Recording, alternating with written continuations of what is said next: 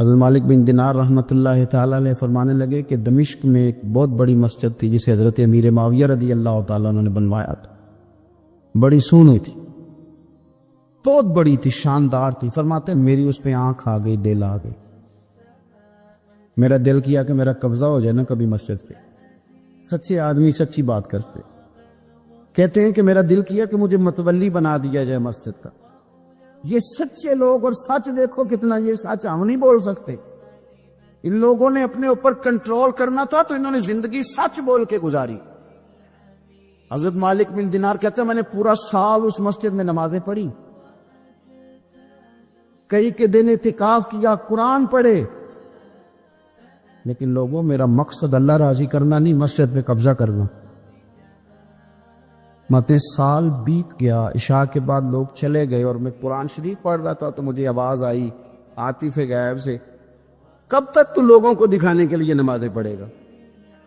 بس کر، سال پورا ہو گیا. فرماتے میری چیخ ہی نکل گئی اور میں کھول کے رویا اور میں تڑپا کہ یار یہ کیا معاملہ ہوا.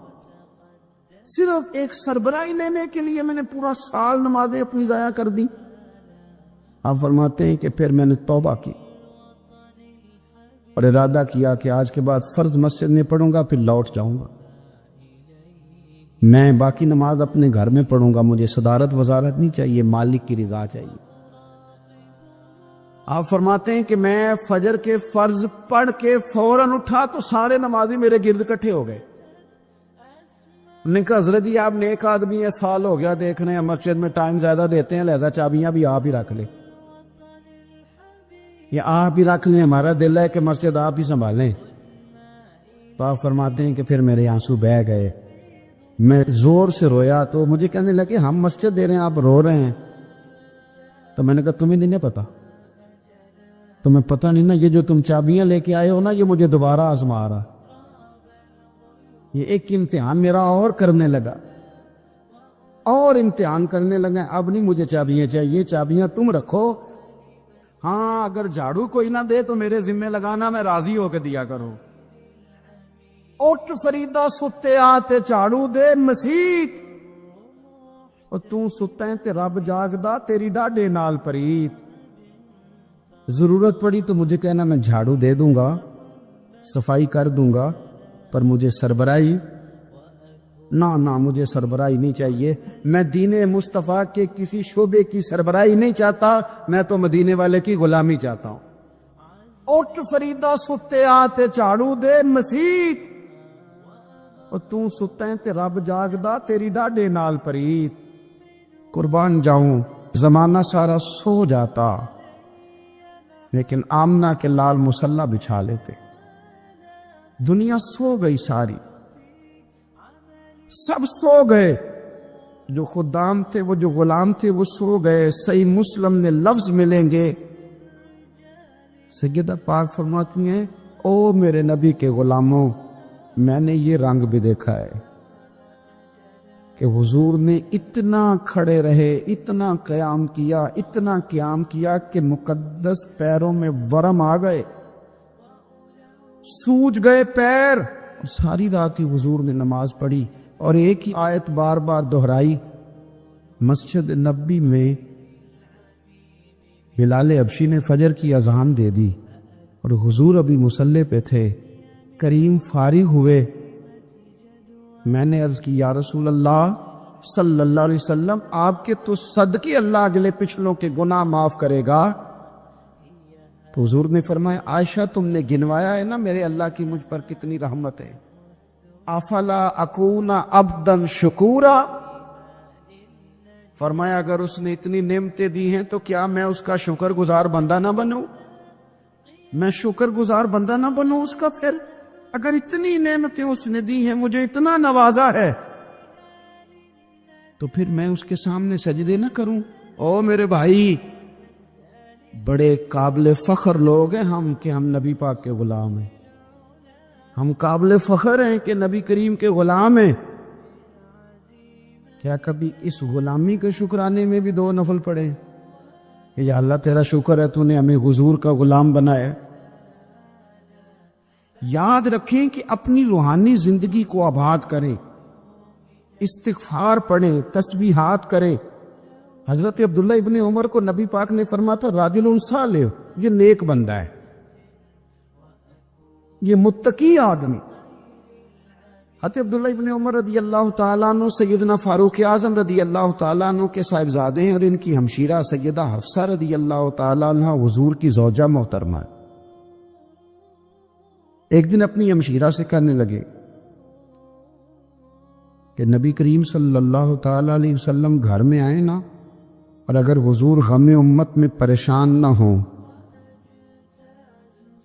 طبیعت کو حشاش بشاش دیکھو، تو ذرا پوچھنا تو صحیح حضور کا میرے بارے میں کیا خیال ہے۔ حضرت عبداللہ ابن عمر رضی اللہ تعالیٰ عنہ کے بارے میں پوچھا تو سیدہ فرماتی ہیں کہ نبی کریم صلی اللہ تعالیٰ علیہ وسلم نہ زیر لب مسکرائے اور فرمایا حفصہ تیرا بھائی ہے تو اچھا، لیکن میں نے سنا ہے کہ عشاء کی نماز پڑھتا ہے تو فجر تک سویا ہی رہتا ہے۔ او نوجوانوں، 10 بجے تک سونے کی بات نہیں ہوئی، 9 بجے تک سونے کی بات نہیں ہوئی، 11 بجے اٹھنے کی بات نہیں۔ حضور فرمانے لگے میں نے سنا ہے کہ عشاء کی نماز پڑھ کے سو جاتا ہے اور فجر تک سویا ہی رہتا ہے، اسے چاہیے کہ تہجد کے وقت اٹھا کرے، اللہ کی بارگاہ میں حاضر ہوا کرے، آہوزاری کرے، سجدے کرے، عبادت کرے۔ اٹھتا ہے اور فجر میں جا کے اٹھتا ہے۔ حضرت جناب حفصہ رضی اللہ تعالیٰ عنہ کہتی ہے میں نے جناب عبداللہ ابن عمر کو پیغام دیا اور میں نے کہا میرے جوان بھائی سون۔ نبی پاک نے فرمایا ہے تو اچھا، پر تہجد میں نہیں اٹھتا، نفل نہیں پڑھتا۔ او میری ملت کے جوانوں، مزہ نہیں آ جاتا جب ساری دنیا سوئی ہو، ساری دنیا، اور بستر بھی گرم ہو اور نیند بھی پورا غلبہ کر رہی ہو، اور اچانک گھنٹی بجے دماغ میں، آنکھ کھلے، گھڑی پہ نظر پڑے، 3:30 4 بجے کا پیغام گھڑی بتائے، اور کوئی چڑھتی جوانی والا اٹھ کے وضو کرے، اور جب وہ مصلی کھول کے بچھائے تو مدینے والے محبوب کہتے ہیں کہ ہر نماز پہ رب ثواب دیتا ہے، اور جو اٹھ کے تہجد کی نماز پڑھے اسے دیکھ کے تو رب مسکراتا ہے، جو اس کی شان کے لائق ہے، جو اس کی شان کے لائق، وہ مسکراتا ہے، خوش ہوتا ہے کہ میرا بندہ تہجد میں اٹھ گیا، وہ مسکراتا ہے۔ کاش ہماری صبحیں کبھی اپنے مالک کے نام ہو جائے۔ رسول کائنات نے فرمایا، رب کریم فرماتا ہے جب میرا بندہ ہاتھ اٹھاتا ہے نا تو مجھے حیا آتی ہے کہ میں خالی کیسے لوٹا دوں اس کے۔ اتنے بڑے بادشاہ کی بارگاہ میں اپنی روحانی زندگی آباد کریں، اپنے مصلی کو وقت دیں، اور دنیا سے چھپ کر اس موبائل کو بند کر کے اور اپنے آپ سے بھی چھپ کے اور تنہا ہو کے چھپا کے سارا کچھ اپنے آنسو اپنے رب کی بارگاہ میں پیش کرے، اس کے حضور حاضری دے۔ سنو نا ترمذی کی حدیث، اور اسے یاد رکھنا، نبی پاک علیہ السلام نے فرمایا اپنے دکھ لوگوں کے سامنے نہ بیان کر دو، سیٹھوں نوابوں کو نہ بتاتے پھرتا، دنیا داروں کے سامنے جا کے نہ رونا کہ میں تکلیف میں ہوں، پر میں اگر دنیا داروں کو دکھ بتاؤ گے رب تمہیں کبھی غنی نہیں کرے گا، اور لوگ ہیں کہ الٹا مذاق اڑائیں گے۔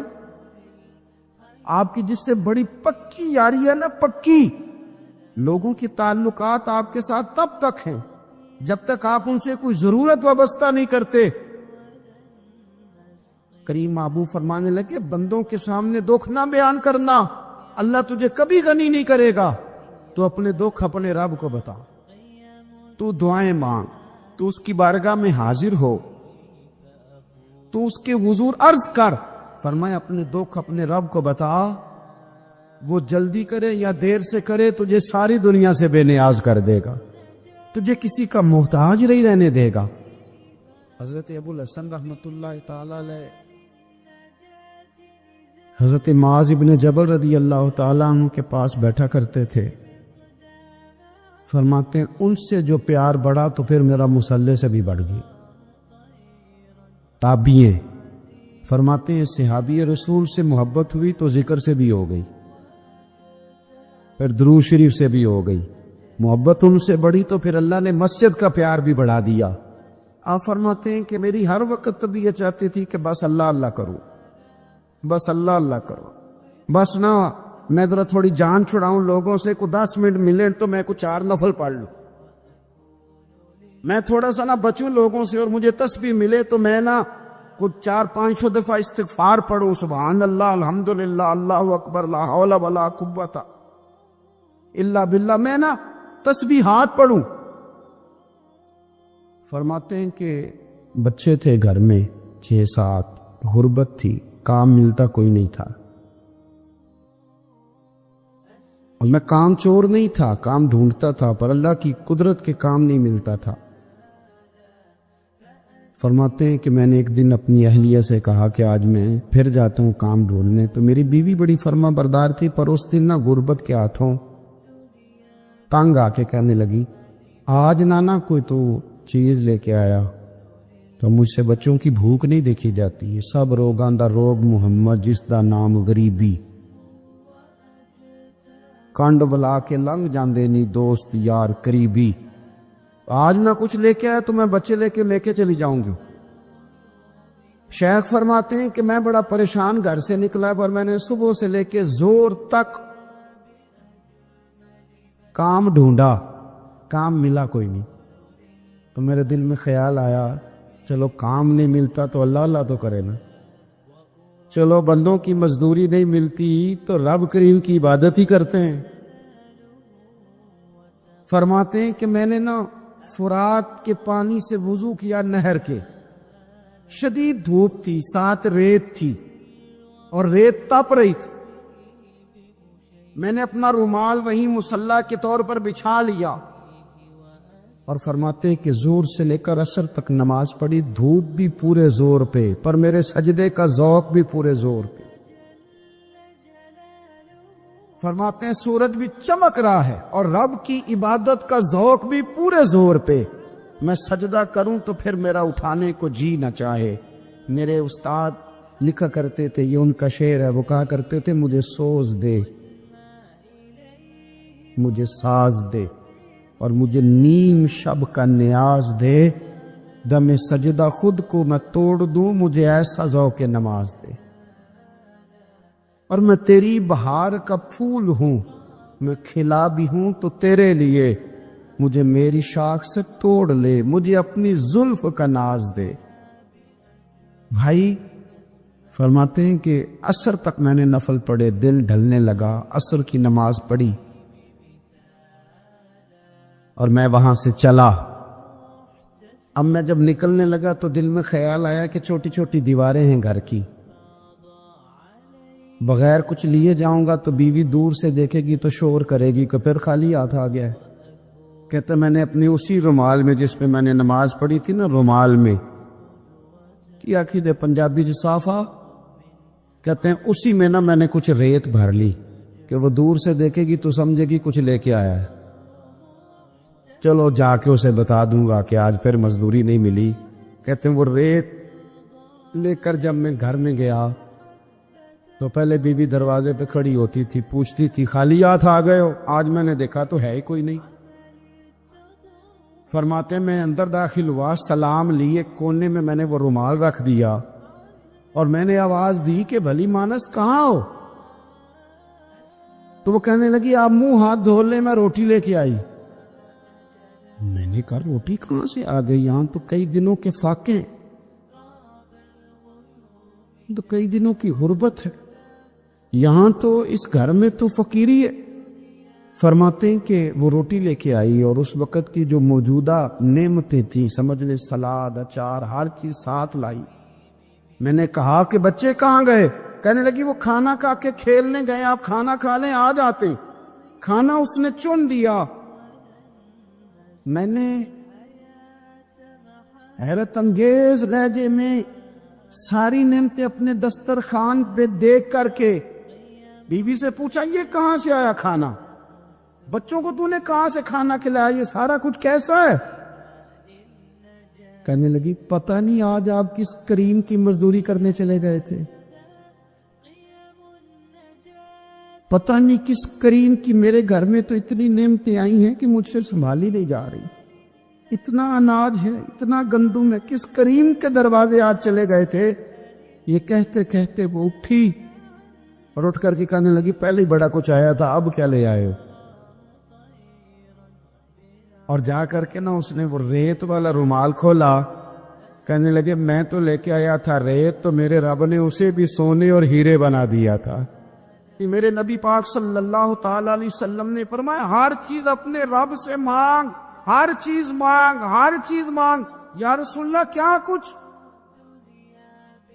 میرے محبوب نے فرمایا تیرے گھر میں نمک بھی ختم ہو جائے تو وہ بھی اپنے رب سے مانگا کر، تو مانگنا وہ تجھے دے گا، تو اس کی بارگاہ میں کشکول طلب دراز تو کرنا۔ ایک بزرگ فرماتے ہیں میں نے دعا مانگنے کا طریقہ اپنی بیوی سے سیکھا، دعا مانگنے کا طریقہ اپنی، سیکھنے والے تو اپنے بچوں سے بھی سیکھ لیتے ہیں، سیکھنے والے تو ہر ایک سے سیکھتے ہیں۔ وہ کہتے ہیں میں نے دعا مانگنے کا سلیقہ اپنی بیوی سے سیکھا ہے۔ حضرت وہ کس طرح؟ فرمانے لگے میری بیوی نے نا مجھے کوئی کام بتایا، کچھ پیسوں کی ضرورت کے لیے کہا، تو میں نے اسے کہا کہ بھئی ابھی میرے پاس نہیں ہے، کچھ دنوں میں آتے ہیں تو میں دے دوں گا۔ عورتوں کی عادت ہوتی ہے وہ بار بار یاد کراتی ہیں، 2-4 دنوں کے بعد پھر اس نے کہا حضرت وہ میں نے کہا تھا کچھ پیسے، میں نے اسے کہا کہ ابھی میرے پاس نہیں ہے، کچھ دنوں میں ملتے ہیں تو میں تمہیں دے دوں گا۔ اس نے کچھ دنوں کے بعد پھر کہا حضور وہ میں نے کچھ پیسے کہے تھے۔ فرماتے میں نے ڈانٹ دیا، میں نے کہا کہ کیا تو روز مجھے شرمندہ کرتی ہے، کہا نا میرے پاس نہیں ہے، ہوں گے تو دے دوں گا، تو روز یاد کراتی ہے۔ فرماتے اس نے پہلے تو میری ڈانٹ کو سہا، پھر میرے سخت جملوں نے اس کی آنکھوں میں آنسو پیدا کر دیے، پھر اس نے اپنے آنچل میں اپنے اس دکھ کو سمیٹا، اور پھر اس نے ایک جملہ کہا تو میں رو پڑا، اور مجھے اپنے رب سے مانگنے کا طریقہ آ گیا۔ مجھے کہنے لگی حضرت جی آپ نے ڈانٹ دیا، میں نے سہ لیا، پر آپ ہی میرے شوہر ہیں، بتائیں نا، آپ سے نہ کہوں تو میں کس سے جا کے کہوں؟ فرماتے ہیں میں رو پڑا، اور میں کھل کے رویا، اور میں تڑپ کے رویا، اور پھر میری سسکیاں بند گئیں۔ تو مجھے کہنے لگی آپ کو کیا ہوا؟ میں نے کہا مجھے بھی دعا مانگنی آ گئی ہے، جب میں اسے کہوں گا نا اللہ تو ہی میرا رب ہے، میں تجھ سے نہ کہوں تو میں کس سے جا کے کہوں؟ میں کیوں کسی بندے سے سوال کروں؟ میں کیوں کسی دنیا دار سے کہوں؟ میں تیرے بندوں کا، نیک بندوں کا وسیلہ لے کے، تیرے محبوب کی غلامی لے کے تیری بارگاہ میں آئے، تجھ سے نہ مانگوں تو کس سے مانگوں؟ سمجھ آ گئی ہے؟ جب میں اس رنگ میں مانگوں گا تو تیرا رب میرے اوپر بڑا ہی فضل فرمائے گا، وہ میرے اوپر بڑی رحمت کرے گا، وہ میرے لیے آسانیاں کرے۔ حضرت عبداللہ ابن عباس فرماتے ہیں میرے نبی پاک علیہ السلام نے میری تربیت فرمائی، حضور نے میری تربیت فرمائی، اور محبوب پاک علیہ السلام نے فرمایا عبداللہ یاد رکھنا، یہ نوجوان دوست میری بات لکھ لیں، پریشان لوگ میری بات لکھ لیں، جن کے پاس قوت فیصلہ نہیں وہ اس بات کو لکھ لیں۔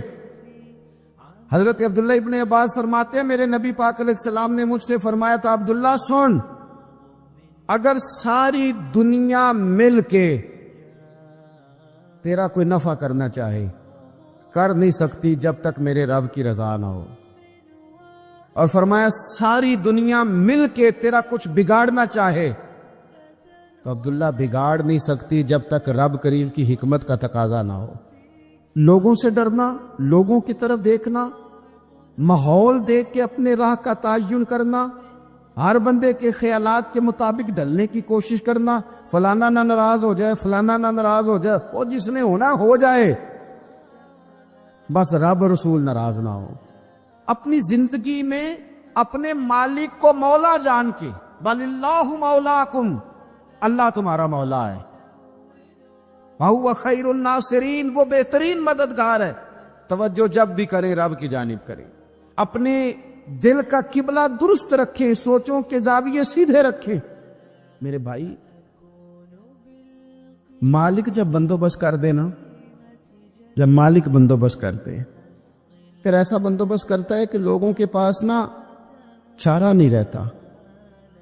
حضرت مریم رضی اللہ تعالی عنہا پاک باز تھی، مسجد میں رہی تھی، پر مالک کی حکمت کے تقاضے بڑے عجیب ہے نا۔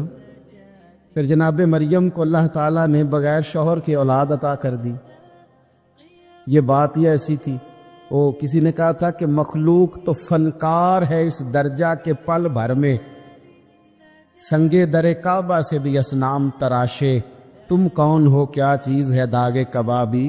لوگوں نے تو مریم پہ بھی الزام تراشے، تو لوگوں نے کہا کدھر سے لے آئی بچہ، تیرا باپ تو ایسا نہیں تھا، کہاں سے لے آئی؟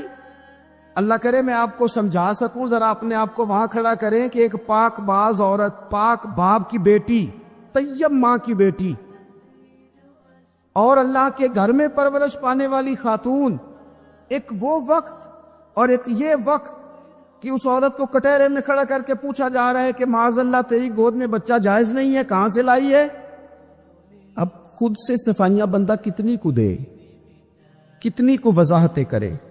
اور میں نے تو اپنی زندگی میں دیکھا ہے زیادہ وضاحت دینے والے کو بھی لوگ جھوٹا سمجھنے لگ جاتے ہیں، زیادہ وضاحت دینے پر بھی لوگ کمزوری کا اظہار سمجھتے ہیں کہ کمزور پڑ گئے۔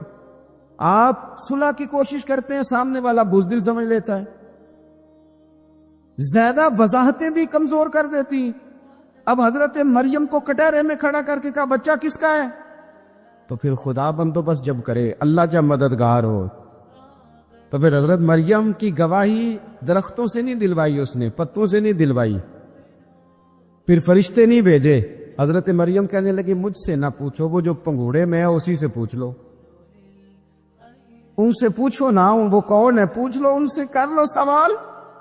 انہوں نے کہا پنگوڑے میں چند دنوں کا بچہ، یہ جواب دے گا؟ مددگار تھا رب، ان کی برات کا اعلان کرنا تھا مالک نے، اور جب مالک اعلان کر دے، جب مالک تیری صفائی دینا چاہے، جب مالک تجھے دنیا کے سامنے نکھارنا چاہے،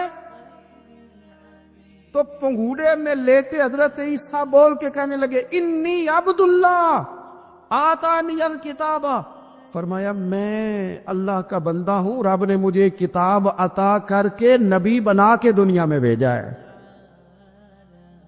میں اللہ کا بندہ ہوں، کتاب لے کے آیا ہوں، نبی بن کے آیا ہوں۔ پھر پنگوڑے سے اعلان ہو گیا، پھر بچہ بول پڑا، اور یہ ایک دفعہ نہیں بات ہوئی، یہ بنی اسرائیل میں ایک جریج نام کے شخص بھی تھے جو نماز پڑھ رہے تھے، بعض نے لکھا ہے نفل نماز تھی، اماں نے پکارا تو آئے نہیں، تو ماں کے منہ سے نکل گیا تو اتنی دیر تک مرے گا نہیں جب تک کسی بے حیا عورت کا منہ نہ دیکھ لے۔ تو وہ عبادت گزار تھے، لیکن لوگوں نے ان کی عبادت، ریاضت، پرہیزگاری کو نہیں دیکھا، بس ایک عورت کو بھیج کے الزام لگوا دیا۔ وہ عورت آیا جایا کرتی تھی، اب آ جاتی ہیں عورتیں، مسئلہ پوچھنے کے لیے سے بھی آ جاتی ہیں، ماحول میں کچھ جگہ ایسی بھی ہیں جہاں عورتیں دم کرانے کے بہانے آ جاتی ہیں۔ وہ خاتون آتی جاتی تھی، اس خانقاہ پہ آستانے پہ، یہ بخاری میں موجود ہے، پھر اس نے کہا میری گود میں جو بچہ ہے یہ انہی کا ہے۔ مجھے بتائیں کیسے بندہ وضاحت دے؟ حالات خراب ہو گئے، لوگ کٹیا جلانے لگے، ماحول اور طرح کا بن گیا۔ میرے نبی پاک علیہ الصلوۃ والسلام فرماتے ہیں پھر اس رب کے بندے نے کہا مالک تو کریم ہے، تیری مشیت کا تقاضا آیا جو میری ماں نے جملے بولے تھے، پر اب میں وضاحت دینے کے قابل نہیں رہا، اب تو ہی کرم کرے گا تو دروازہ کھلے گا۔ تو وہ چند دنوں کا بچہ پنگوڑے میں بول کے کہنے لگا میں اس درویش کا نہیں، میں تو فلانے چرواہے کا بچہ ہوں، وہ جو بکریاں چراتا ہے۔ رب کی مدد کو پکاریں، اپنے ساتھ اپنے مالک کی مدد کو شامل کریں، تھوڑے رزق پر بھی گزارا اچھا ہونے لگ جائے گا۔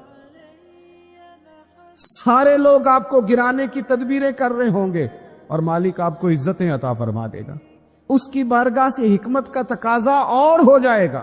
ہم نے ساری زندگی لوگوں کو راضی کرنے میں گزار دی، ساری زندگی بڑھاپا آ گیا بچوں کو پالتے، اور بچوں نے آخری عمر میں کہہ دیا ابا اگر کوئی ڈھب کا کام کر لیتے تو آج ہمارے دن بھی پھر نہ جاتے۔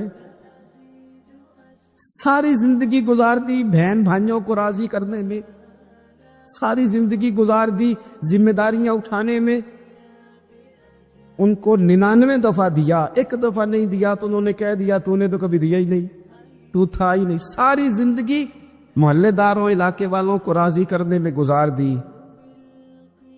اور میں نے ایسے لوگ بھی دیکھے دین کے لیے وقت گزارا، لیکن جب بڑھاپے میں دانت کام نہ کرتے تھے تو وقت کے مفتیوں کو بھی مسجدوں کی کمیٹیوں نے کہہ دیا اب آپ کی سمجھ نہیں آتی، ہم نے خطیب کو اور رکھنا ہے، نہ دیکھو دنیا کی طرف، دنیا رلا دیتی ہے، نہ راضی کرو بندوں کو، بندے تھکا دیتے، نہ پیچھے بھاگو ہر وقت دنیا داروں کے، یہ انسان کو کمزور کر دیتے ہیں۔ وہ تو کریم ہی بڑا ہے، 2 آنسو زمین پر بعد میں گرتے ہیں، بندے کے گناہ سارے پہلے معاف فرما دیتا ہے۔ اللہ کی مدد کا حصول، اپنے مالک کی مدد کی طرف بڑھنا، آپ کو بدر کی جنگ بھی یہی درس دے گی، آپ کو احد کا میدان بھی یہی سبق دے گا، فتح مکہ بھی یہی سبق دے گا۔ میرے دوستو، جب رب مدد فرمائے، جب اللہ مددگار بنے، دوستوں سے ایک بات اکثر کرتا ہوں، میں کہتا ہوں کہ جتنے درد سے آپ امیر کو اپنی کہانی سناتے ہیں نا، اور جس طرح آپ کے آنسو بات کرنے سے پہلے گر جاتے ہیں کہ غریب ہیں، بچیاں ہیں، کاروبار نہیں، او میرے سنگیو، اس سے آدھے آنسو اپنے رب کی بارگاہ میں بکھیرو، اس کے حضور عرض گزار ہو جاؤ، اس سے طلب کرو۔ ایک وقت انسان پر زندگی میں ایسا آتا ہے کہ اسے یوں محسوس ہوتا ہے کہ میرا سایہ بھی ذرا سا پیچھے ہٹ گیا ہے، اسے یوں لگتا ہے کہ میں کسی سہارے پہ ہاتھ ڈالتا ہوں تو وہ بھاگ جاتا ہے مجھ سے۔ لیکن مالک کی بارگاہ ایسی عظیم بارگاہ ہے، رب رسول کے آستانے اتنے بڑے ہیں کہ آپ جب وہاں کشکول طلب دراز کرتے ہیں تو جھولی پھیلانے میں دیر لگتی ہے، ان کو بھرنے میں تو کوئی دیر نہیں لگتی۔ ہم نے اپنا سوچ کا قبلہ ہی دنیا کو بنا لیا۔ یہ جو اللہ والوں کی مدد ہے یہ تو یعنی اللہ ہی کی مدد ہے، لیکن یہ جو سیٹھوں کی طرف توجہ کرنا، نوابوں کی طرف توجہ کرنا، دنیا داروں کی طرف توجہ کرنا، اور اپنا مزاج اس طرح کا بنا لینا، یارو گردن کو جھکا دیتا ہے خیرات کا پتھر، جہاں میں مانگنے والوں کے سر کبھی اونچے نہیں ہوتے۔ اور اقبال کہتے ہیں غیرت ہے بڑی چیز جہان تگ و دو میں، پہناتی ہے یہ فقر کو تاج سردارا۔ میں عرض کروں گا کہ اپنی آپ جب توجہ کا قبلہ اللہ رسول کو بنائیں گے تو رب فرماتے ہیں وَيَرْزُقْهُ مِنْ حَيْثُ لَا يَحْتَسِبُ، میں نہ تجھے وہاں سے رزق دوں گا جہاں سے کبھی تیرا گمان بھی نہیں کیا ہوگا کہ یہاں سے بھی مل سکتا ہے، تو نے سوچا بھی نہیں ہوگا۔ بخاری شریف میں حدیث ہے، حضرت جابر بن عبداللہ فرماتے ہیں نبی پاک صلی اللہ علیہ وسلم نے 300 لوگوں کا ایک لشکر روانہ کیا کسی مہم کے لیے، کسی جہاد کے لیے۔ حضرت ابو عبیدہ بن جراح رضی اللہ تعالیٰ عنہ امیر لشکر تھے۔ فرماتے غربت اتنی زیادہ تھی، بھوک اتنی زیادہ تھی کہ ایک ایک کھجور دن میں ایک وقت کھانے کو ملتی تھی، اور کچھ دن ایسے آئے کہ اب کھجور بھی نہیں مل رہی۔ فرماتے اتنی زیادہ بھوک لگی مجاہدین کو 300 بندہ پتے کھا کے گزارا ہونے لگے۔ یہ بخاری میں موجود ہے۔ آپ فرماتے کہ دریا کے کنارے ہمارا پڑاؤ تھا، ٹھہراؤ تھا، جب بھوک سے نڈھال ہو گئے نا، وَيَرْزُقْهُ مِنْ حَيْثُ لَا يَحْتَسِبُ، اللہ وہاں سے روزی دیتا ہے، گمان بھی نہیں ہوتا۔ فرماتے ایک مچھلی اللہ تعالیٰ نے دریا کے کنارے بھیجی، فرماتے ہیں وہ تھی تو مچھلی پر پہاڑ جتنی تھی۔ بخاری میں لفظ ہیں، حضرت جابر بن عبداللہ رضی اللہ تعالیٰ عنہ فرماتے ہیں 300 آدمی 18 دن تک اس مچھلی کو کھاتے رہے، مچھلی ختم ہی نہیں ہوئی۔ مچھلیاں نہیں، مچھلی کہتے ہیں 18 دن 300 بندہ کھاتا رہا، مچھلی ختم ہی نہیں ہوئی. اور فرماتے ہیں کہ اس کی ہڈی نکال کے، کانٹا کہیں گے آپ اپنی زبان میں، کہتے ہیں وہ نکال کے نا تو اس کو کھڑا کیا نا جب، تو اونٹ کجاوے سمیت اس کے بیچ سے گزر جاتا تھا. 2 اس کے کانٹے جوڑے. فرماتے ہیں وہ اس کا گوشت ہم کھاتے تھے اور اس کی چربی بطور تیل کے ہم جسموں پہ ملتے تھے، بیماروں کو اس سے سکون آتا تھا، تندرستی شفا ہوتی. فرماتے ہیں ہم کھایا بھی ہم نے، اور کچھ لے کے ہم مدینے بھی گئے، اور قربان جائیں نبی پاک نے بھی اس میں سے کھایا. ہم نے عرض کی حضور یہ معمہ کیا ہے، یہ ماجرا کیا ہے؟ تو محبوب نے فرمایا تمہارے پاس غذا نہیں تھی، رب نے تمہارے لیے بندوبست کیا ہے، اللہ نے تمہیں دیا ہے. مکان شروع کر لیا، ایک صاحب نے مکان بنانے لگے، آپ وہ حساب لگا رہے ہیں، کہتے ہیں میرے پاس اتنے پیسے ہیں، اتنے میں نے فلانے دوست سے کہنا ہے اس نے دے دینے، اتنے فلانے رشتہ دار سے کہنا ہے اس نے دے دینے، اتنے فلانے سے کہنا ہے اس نے دے دینے. یہ ساری کاپی بنا کے مکان شروع کر لیا. جو روز کہتا تھا نا کوئی حکم ہو جاتے 10 ہی، سب سے پہلے اس کو کہا میاں پیسے چاہیے دین. وہ کہندا ہو کل ہی منڈا ٹوریا ہے، کہدے تو پرسوں 10 دا تے لب جانے سن. میں آپ کو اپنے تجربے کی بات بتا رہا ہوں. یہ لوگوں کا خیال ہوتا ہے نا کہ آپ سٹارٹ کریں فلانا کام، ہم آپ کے ساتھ ہیں. اللہ کا ہی کوئی نظام ہے، وہ بالکل بھی نہیں ساتھ ہوتے. لیکن ایسا نہیں ہے کہ کوئی ساتھ نہیں ہوتا. اللہ تعالیٰ بڑے اسباب پیدا کرتا ہے، وہاں سے دیتا ہے جہاں سے گمان بھی. ہمارا یہ ذہن بن جاتا ہے ہم ساری اپنے حساب سے چلتے ہیں، اتنے رشتہ داروں سے، اتنے کون آپ کے ساتھ چلے گا، سوال ہی نہیں پیدا ہوتا. یہ سارے کام چھوڑ کے سب سے پہلے 2 رکعتیں پڑھو، اپنے رب کی بارگاہ میں، رسول کائنات کی بارگاہ میں گزارشات اور استغاثے پیش کرو، وہاں سے خیر طلب کرو. دنیا دار کیا دیں گے، کیا دے سکتے ہیں، کیا حیثیت ہوتی ہے کسی. اللہ کہتا ہے وہاں سے دوں گا. تو جو اللہ مال دے وہ لینا چاہیے کہ رشتہ داروں کا مال دیکھنا چاہیے؟ جو اللہ دے وہ لینا چاہیے کہ سیٹھوں نوابوں کی جیبیں دیکھنی چاہیے؟ جو اللہ دے وہ قبول کرنا چاہیے یا دیکھنا چاہیے کون سا آدمی کہاں پہنچ گیا؟ چھوڑو، اپنی مٹی پہ چلنے کا سلیقہ سیکھو. کسی کے سنگ مرمر پہ چلو گے تو پھسل جاؤ گے. مدد اللہ سے چاہیں، اپنی توجہات کا مرکز رب رسول کی ذات کو بنائیں، پھر آپ محسوس کریں گے کہ بڑی جلدی اللہ تعالیٰ کی مدد آنے لگی ہے. کبھی آپ صرف کہہ دیں نا میرا رب میرے ساتھ ہے، اس لفظ میں اتنی طاقت ہے کہ دشمن ویسے زہر ہو جاتا ہے. زندگی میں کسی سے بھی لڑائی ہو، اچھی طرح سوچ لیں کہ اللہ اس طرف ہے یا اس طرف ہے. اگر آپ زیادتی پہ ہیں تو پھر رب مظلوم کی جانب ہے. اگر اللہ کی مدد آپ کے ساتھ ہے تو دنیا کی کوئی طاقت آپ کو گرا نہیں سکتی. اور اگر آپ مظلوم کے مقابلے میں ظالم بن کے آپ کھڑے ہو گئے ہیں اور آپ نے رویہ وہ اختیار کیا ہے کہ جس میں مدد نہیں آئے گی، تو پھر یاد رکھ لیں کہ آپ کوئی بھی ہیں، کہاں بھی ہیں، آپ کمزور ہیں. طاقتور تھے ابتدائے اسلام میں، ظاہری طاقت تھی کفار مکہ کے پاس، وہ ڈنڈوں سے مارتے تھے غریبوں کو، ان کے ہاتھوں میں ڈنڈے تھے، پر خدائی طاقت ان مظلوموں کے ساتھ تھی. صاحب زرقانی نے لکھا ہے حضرت زنیرہ رضی اللہ تعالیٰ عنہ ایک لونڈی ہے، غریب ہے، ماڑے دا کی کام محمد نس جانا یا رونا. غریب سادی بی بی اور لونڈی کنیزہ، ایک مشرک کی کنیزہ تھی، انہوں نے کلمہ پڑھ لیا. وہ ڈنڈوں سے مارتا، دروں سے مارتا، تکلیف دیتا. حضرت زنیرہ رضی اللہ تعالیٰ عنہ کو اتنا مارا، اتنا مارا. اب آپ ایک اور پہلو پر بھی غور کریں، مار بھی پڑ رہی ہے پر خدا ادھر ہی ہے،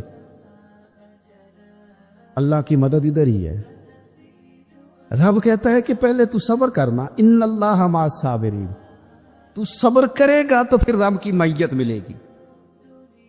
ذرا ٹھہرنا، تو تھوڑا ڈٹنا. ان الذین قالوا ربنا اللہ ثم استقاموا تتنزل علیہم الملائکہ. تو کہے اللہ میرا رب ہے، پھر تو پہلے ڈٹ. پہلے تو نے ڈٹنا ہے. ثم استقاموا، جو ڈٹ گیا، تتنزل علیہم الملائکہ، ڈٹنے والے کے لیے مدد آتی. پہلے تھوڑا ٹھہرنا پڑتا ہے، پہلے تھوڑا صبر کرنا پڑتا ہے، حوصلہ کرنا پڑتا، اس کے بعد مدد آتی. مار پڑ رہی ہے، مارا جا رہا ہے. حضرت زنیرہ کو ان کا مالک جو ہے ظاہری آقا وہ مار رہا ہے. یہ کنیزہ ہے، اتنا مارا ان کی بینائی چلی گئی، نظر آنا بند ہو گیا. ابو جہل آیا اور کہنے لگا زنیرہ دیکھا نا ہمارے بت تیری آنکھیں لے گئے، معاذ اللہ، لات و منات ہمارے بتوں نے تجھے اندھا کر دیا. اب ایسا نہیں ہے کہ بی بی روتی جا رہی ہے، مایوسی، معاذ اللہ، پریشانی، غریبی بڑی ہے، پوچھنے والا کوئی نہیں. یہ باتیں نہیں. کیا جملے ہیں خاتون کے، کیا لفظ ہیں. ابو جال نے تنزیہ کہا، معاذ اللہ، کہنے لگا دیکھا نا ہمارے بتوں نے تجھے اندھا کر دیا. تو جناب زنیرہ آنکھوں کی بینائی گئی ہے، رات کو گئی ہے، دکھ ابھی تازہ ہے، لیکن اللہ پہ جو توکل ہے،